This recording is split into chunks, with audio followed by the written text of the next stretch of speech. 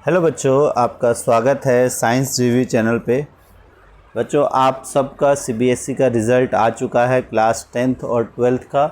और अब ये बहुत ही इम्पोर्टेंट टाइम है आपके लिए और बहुत ही कन्फ्यूज़न भरा टाइम भी है कि आप कौन सा स्ट्रीम सेलेक्ट करो क्लास 10th के बाद। बहुत ही ज़्यादा माथापच्ची होती है इसमें कि आप कौन सा स्ट्रीम लो, क्योंकि अभी का डिसीजन आपके लाइफ के लिए बहुत इंपॉर्टेंट होने वाला है। ये एक डिसीजन आपके लाइफ के या आपके करियर को एक पाथ देगा। जिस फील्ड में आप जाओगे उसी से रिलेटेड आगे चीज़ें आप करोगे। तो इस वीडियो में हम बात करेंगे कि किन किन फैक्टर्स पे आपको अपना स्ट्रीम चुनना चाहिए, क्या क्या फैक्टर्स को आपको ध्यान में रखना चाहिए ताकि आप स्ट्रीम चुन सको, और अलग अलग स्ट्रीम्स से क्या क्या करियर ऑप्शंस आप आगे चुन सकते हो। तो इस वीडियो में हम उसकी बात करेंगे। तो वीडियो को एंड तक ज़रूर देखना और वीडियो अच्छी लगे तो लाइक ज़रूर कर देना। तो स्टार्ट करते हैं। तो अब अगर हम बात करें स्ट्रीम की, तो जैसा कि आपको पता है 3 स्ट्रीम अवेलेबल होता है हमारे पास क्लास 10th के बाद। क्लास 10th के बाद जो है आपके पास 3 स्ट्रीम अवेलेबल है, साइंस, कॉमर्स और आर्ट्स। ठीक है, साइंस, कॉमर्स और आर्ट्स, ये 3 स्ट्रीम है आपके पास अवेलेबल। अब बहुत बार क्या होता है, सबसे बड़ी गलती जो हम लोग करते हैं कि जो आपका 10th में मार्क्स आया है उसके अकॉर्डिंग हम अपनी स्ट्रीम सेलेक्ट कर लेते हैं। ठीक है, हालांकि ये एक जो अलग अलग बोर्ड हैं उनका भी ये पैटर्न रहता है कि जिनके मार्क्स अच्छे आए उनको साइंस या कॉमर्स दे दो, जिनके मार्क्स कम आए वो आर्ट्स दे दो। तो पहला जो क्राइटेरिया होता है हमारा कि हमारे मार्क्स कितने आए हैं उसके अकॉर्डिंग आप ले लो। लेकिन सिर्फ मार्क्स के अकॉर्डिंग आप अपनी चॉइस को मत लो। आप सबसे इम्पॉर्टेंट जो आपका होना चाहिए, दो तीन फैक्टर जो मैं आपको बता रहा हूँ वो बहुत इम्पॉर्टेंट होना चाहिए, नहीं तो आपको काफ़ी बाद में डिफ़िकल्टी फील होता है इससे रिलेटेड। तो सबसे पहले आपको लेना चाहिए इंटरेस्ट, कि आपका इंटरेस्ट किस में है। अगर आपके मार्क्स इतने हैं कि आप हर एक को क्वालिफाई कर सको, मतलब आप साइंस भी ले सकते हो, कॉमर्स भी ले सकते हो, आर्ट्स भी ले सकते हो। पहले तो मार्क्स ही, अगर आपके मार्क्स इतने नहीं है कि आप कॉमर्स और साइंस ले सको तो आप आर्ट्स ही लोगे, तब आपके पास कोई ऑप्शन नहीं बचता है फिर। लेकिन अगर आपके पास कॉमर्स और आर्ट्स लेने के मार्क्स हैं तो आप कैसे चॉइस करो, और तीनों के ऑप्शन है तो कैसे चॉइस करो। तो सबसे पहला जो उसके बाद ऑप्शन आता है वो है आपका इंटरेस्ट, कि आपका इंटरेस्ट किस में है। टेक्नोलॉजी से रिलेटेड है, साइंस से रिलेटेड है, और या इसके मनी से रिलेटेड है तो आप कॉमर्स से रिलेटेड जा सकते हो फील्ड में, जिसमें आप और भी अभी हम बात करेंगे और अलग अलग करियर ऑप्शंस की। तो एक तो मार्क्स के अकॉर्डिंग, दूसरा इंटरेस्ट के अकॉर्डिंग, और तीसरा कि अब इसमें जो सबसे बड़ी जो मिसकंसेप्शन होता है ये आपको दूर करना चाहिए। मिसकंसेप्शन क्या होता है अधिकतर स्टूडेंट्स में, कि अगर हमने साइंस लिया है तो हम बहुत अच्छे स्टूडेंट हैं और हमने आर्ट्स लिया तो हम बहुत ख़राब स्टूडेंट हैं। ये बहुत बड़ा मिसकंसेप्शन है, ऐसा नहीं है। आगे चल के अगर आप देखोगे तो साइंस, कॉमर्स, आर्ट्स तीनों के फील्ड में हर एक स्टूडेंट जो है वो अच्छे से अपने करियर में सक्सेसफुल हो सकता है अगर वो क्या काम करता है, अगर वो हार्ड वर्क करता है। ज़रूरी नहीं है कि अभी 10th के बाद अगर किसी ने आर्ट्स लिया है तो आगे चल के अपनी करियर में सक्सेस नहीं पा सकता। वो आर्ट्स के फील्ड में बहुत कुछ अच्छा कर सकता है। अभी हम उसके बारे में भी बात करेंगे, जो अलग अलग अपॉर्चुनिटीज़। और आप देखोगे कि आर्ट्स में सबसे ज़्यादा अपॉर्चुनिटीज़ है, साइंस में भी अपॉर्चुनिटीज़ बहुत ज़्यादा है। तो आपको ये नहीं सोचना है कि आपके मार्क्स 10th में आ गए हैं और इस वजह से आप मार्क्स ले लो। हाँ, ये जो चौथा इम्पॉर्टेंट है कि आप ओवर हाइप हो जाते हो मार्क्स को लेके। जैसे बाय चांस आपने 10th में बहुत ज़्यादा मेहनत की और आपके सोशल साइंस में भी अच्छे मार्क्स आ गए, जो आपके एसएससी है, साइंस में भी अच्छे मार्क्स आ गए, मैथ्स में भी अच्छे मार्क्स आ गए। अब आप कंफ्यूज हो मैं क्या लूँ, आपको समझ ही नहीं आ रहा क्या लूँ। तो उसके लिए सबसे बेस्ट है आप एक बार इंटरेस्ट देखो आपका, कि किस में आप ज़्यादा देर तक पढ़ सकते हो, कौन सी चीज़ ऐसी है जो ज़्यादा देर तक आप पढ़ सकते हो। क्योंकि अब जब आप 11th में या 12th में जो भी स्ट्रीम चुनोगे, तो जो आपने 10th में अभी सिर्फ 10% पढ़ा होगा, चाहे कोई भी सब्जेक्ट है आपने 10% पढ़ा है, अब बाकी का जो 90% टॉप, मतलब समझ लो लगभग आपका जितना आपने 10th में पढ़ा है उसका 8 से 9 गुना आपको मेहनत करनी पड़ेगी अगर आपने साइंस लिया या आपने आर्ट्स लिया या कॉमर्स लिया। तो आपको सब्जेक्ट के अकॉर्डिंग आपको देखना है कि साइंस में आपका इंटरेस्ट है और आप मेहनत करने के लिए तैयार हो तो ही आप लेना science.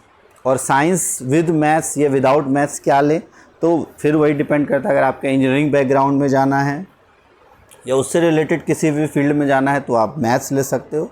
Science with bio option काफ़ी अच्छा होता है, लेकिन इसमें आपको मेहनत बहुत ज़्यादा करनी पड़ती है, तो आप अपना मेहनत कर सकते हो तो भी आप ये लो। और एक बहुत इंपॉर्टेंट फैक्टर है जो आमतौर पर हम इग्नोर कर देते हैं, वो है आपका कि जो फैमिली कैसी है, आपकी फैमिली सपोर्ट कैसा है आपका।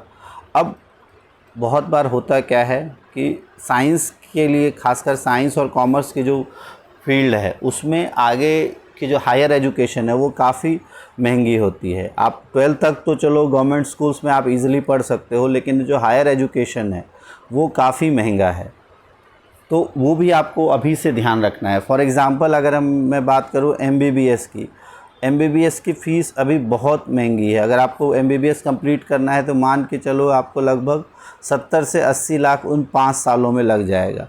अब आपकी फैमिली इनकम इतनी है नहीं और आप बायो लो और फिर बाद में आप फ्रस्ट्रेशन में रहो कि मैं मेहनत भी कर रहा हूँ तब भी नहीं हो पा रहा है, वो अनड्यू प्रेशर आप अपनी फैमिली पे क्रिएट करो। तो उससे बेटर है अभी आप ऐसा फील्ड देख लो जिसमें आप और अच्छा कर सकते हो। और अगर आपको बहुत ज़्यादा इंटरेस्ट है तो बिल्कुल आप बायो साइंस के साथ ले सकते हो, लेकिन फिर और दूसरे फील्ड्स में आपको जाना पड़ेगा, उसके बारे में अब हम बात करते हैं।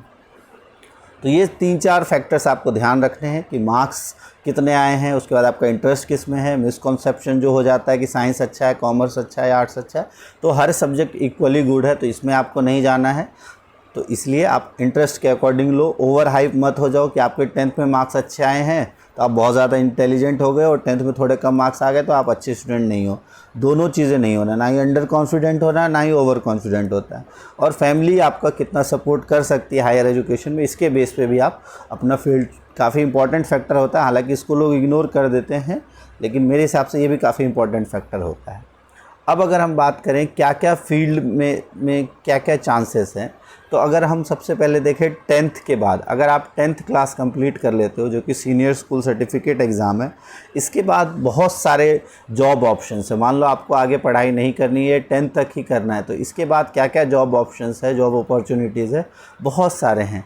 10th के बाद आप क्या कर सकते हो, आप इंजीनियरिंग डिप्लोमा कर सकते हो जो कि आपका लगभग 3 साल का होता है। LIC agent, army, navy, air force, defence, ये सारे 10th बेस पे होते हैं। बस आपकी एज 18 साल होनी चाहिए, 17-18 साल इतनी होती है।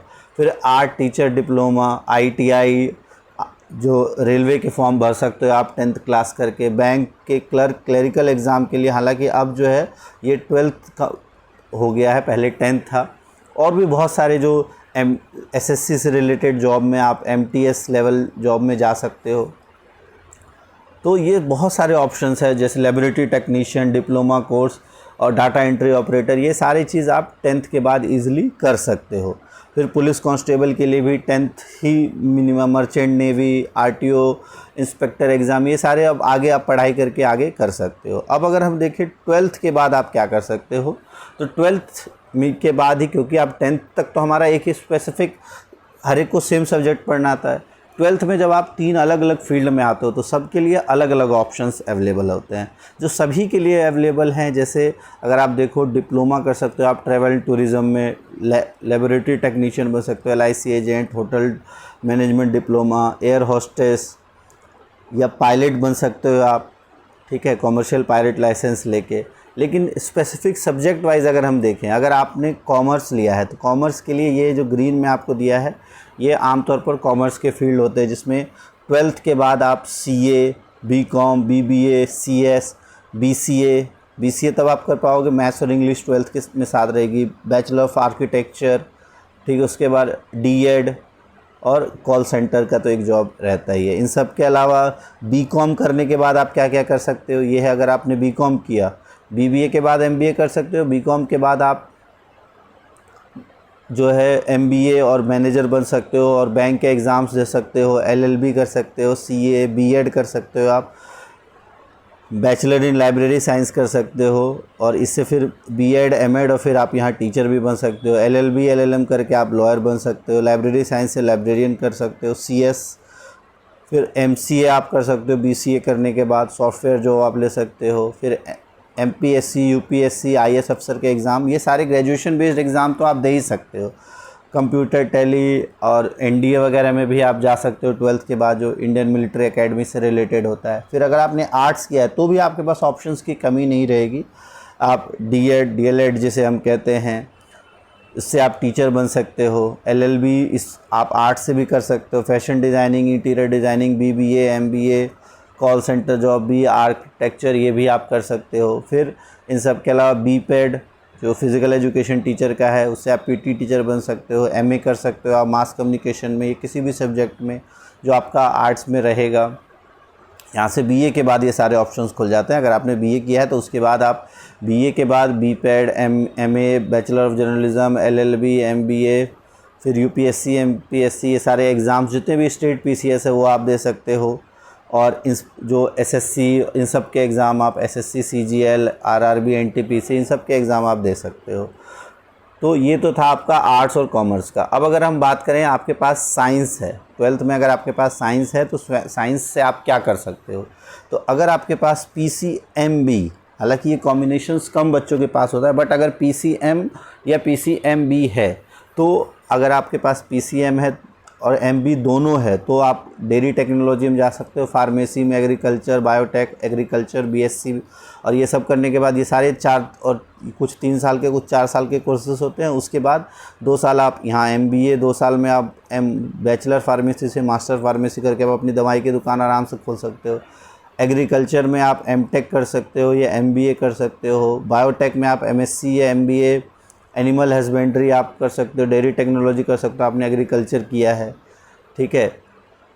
और अगर आपके पास सिर्फ PCB है, ये ऑप्शन है। अगर आपके पास दोनों है, फिजिक्स, केमिस्ट्री, मैथ्स, बायो, ये दोनों है, तभी आप इसमें agriculture, biotech, agriculture, BTech, pharmacy, dairy technology, ये जा सकते हो। अगर सिर्फ आपके पास PCB है तो आप अधिकतर जो डॉक्टर से रिलेटेड फील्ड है, like BAMS, Ayurvedic medical science, homeopathic medical science, veterinary science, फिर MBBS, पैरामेडिकल कोर्सेस आप कर सकते हो, BSc नर्सिंग, उसके बाद diploma in nursing, BMLT, home science, और BSc जो नॉर्मल आपके बायो के सब्जेक्ट्स होते हैं, like botany, microbiology, zoology, chemistry, इसमें।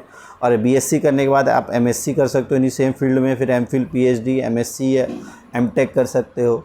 और डॉक्टर से रिलेटेड फील्ड में भी आप आगे चल के MBBS करने के बाद आप MD, MS और BDS डेंटल डॉक्टर आप बन सकते हो, MDS कर सकते हो। तो बहुत सारे ऑप्शंस आपके पास अवेलेबल होते हैं।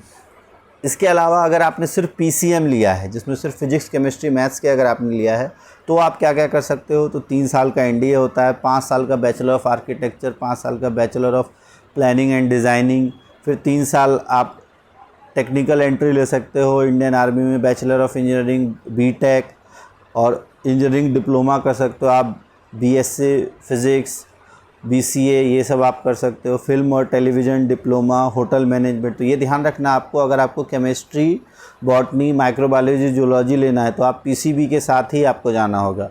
बस अगर आपको PCM के साथ गए हो तो सिर्फ आप फिजिक्स के और मैथ्स के ही टीचर बन सकते हो, ये ध्यान रखना आपके पास, ठीक है। आप टीचिंग फील्ड में तो जा ही सकते हो, उसके लिए अलग अलग, तो टीचिंग फील्ड में यहाँ पे ये सारे सब्जेक्ट्स। और अगर आपको साइंस का बनना है तो आपके पास PCB होना ज़रूरी है, ये आप ध्यान रखना। फिर NDA से आप आर्मी, नेवी, एयरफोर्स में जा सकते हो। यहाँ पर आर्किटेक्चर, और अगर आपने इंजीनियरिंग किया था IAS का एग्ज़ाम, IAS का, फिर रेलवे में जॉब, अलग अलग जॉब के तो बहुत सारे ऑप्शंस है, टीचिंग जॉब के ऑप्शंस है, फिर गवर्नमेंट जॉब के ऑप्शंस है, सारे ऑप्शंस आपके लिए खुले रहते हैं। तो ये सारे करियर ग्रोथ जब आप अभी एक अच्छा डिसीजन लोगे तभी आप उसको कर पाओगे। तो अभी जो भी डिसीजन लो बहुत सोच समझ के लो, ठीक है। पहले आप अच्छे से सोच लो कि आपको आगे क्या करना है, क्या आप कर सकते हो, कितना आपकी फैमिली सपोर्ट कर सकती है, क्या आपका इंटरेस्ट है। क्योंकि बहुत सारे केसेस में क्या होता है कि बच्चों के अच्छे मार्क्स हैं, वो साइंस तो ले लेते हैं, लेकिन फिर वो 12th आते तक ऐसे दिक्कतें आ जाती है कि वो पास होने के लिए भी उनको दिक्कत हो जाती है, और वो 40%, 30 से 40%, मतलब 33 से 40% नंबर ही ला पाते हैं 12th में। तो वो बहुत ही ज़्यादा दिक्कतें आ जाती है, क्योंकि आपको 12th में अगर आप, क्योंकि बहुत सारे एग्ज़ाम्स ऐसे हैं कि अगर आप 12th में कम से कम 50 से 55% नंबर नहीं लाओगे तो बहुत जगह आपका एडमिशन नहीं होगा। तो कोशिश करना है आपको कि 12th में 60% से ऊपर नंबर आए, ताकि आपको बहुत जगह जॉब अपॉर्चुनिटीज़ में दिक्कत ना हो। फिर आप जो अगर आपने अभी साइंस लिया है तो अच्छा, एक और चीज़ आप ध्यान रखना, साइंस जो शिफ्टिंग है, क्या हम शिफ्ट कर सकते हैं कोर्स को? तो साइंस से आप कॉमर्स और आर्ट्स दोनों में जा सकते हो। मान लो आपने अभी साइंस लिया है तो आप साइंस से कॉमर्स या आर्ट्स के फील्ड को ज्वाइन कर सकते हो। हालांकि कॉमर्स में थोड़ी सी टेक्निकल चीज़ें होती हैं, वहाँ पर आप मुश्किल होता है आपको शिफ्ट करना। अगर आपने 12th तक साइंस किया है लेकिन 12th के बाद आप ग्रेजुएशन में आर्ट्स में शिफ्ट कर सकते हो, लेकिन ये वापस ऐसा नहीं हो सकता, ये ध्यान रखना। अगर आपने 12th तक में आर्ट्स पढ़ा है तो आप साइंस के किसी भी फील्ड में नहीं जा सकते, लेकिन उल्टा कर सकते हो आप। अगर आपने साइंस की फील्ड ली है तो आप कॉमर्स से रिलेटेड किसी फील्ड में कर सकते हो या आर्ट्स से रिलेटेड भी किसी फील्ड में जा सकते हो। तो ये चीज़ इंपॉर्टेंट आपको ध्यान रखना है। तो अगर आप सोच सकते हो कि आप 12th तक अच्छे से मेहनत कर सकते हो तो साइंस आप ले सकते हो अगर आपके मार्क्स अच्छे आए हैं। और अगर मार्क्स कम भी आए हैं तो कोई भी एक सब्जेक्ट आप जो भी आपको अच्छा लगे उसको लेके और अच्छे से तैयारी करो और अच्छे से 12th में नंबर लाओ। उसके बाद आपके बहुत सारे करियर अपॉर्चुनिटीज़ आपके पास आएंगी और बहुत अच्छे से आप लाइफ में सक्सेस पा सकते हो। ठीक है, और मेन तो काम हमारा यही है कि अच्छे से आप सक्सेस हो पाओ लाइफ में। तो ऑल द बेस्ट। वीडियो अच्छी लगी हो तो वीडियो को लाइक ज़रूर करें, और अगर ये वीडियो आपको कुछ इन्फॉर्मेटिव लगी हो तो दोस्तों तक भी शेयर कर दो जिनको ये कन्फ्यूज़न है क्या सेलेक्ट करें क्या ना करें। बहुत सारी चीज़ें इस टाइम तक हमको पता नहीं होती। तो आई होप ये वीडियो आपका थोड़ा डाउट क्लियर किया होगा, और अगर कोई क्वेश्चन इससे रिलेटेड रह गया है तो आप कमेंट बॉक्स में लिख सकते हो और हम कोशिश करेंगे जल्द से जल्द उसका आंसर दे दें। So thanks for watching science जेवे।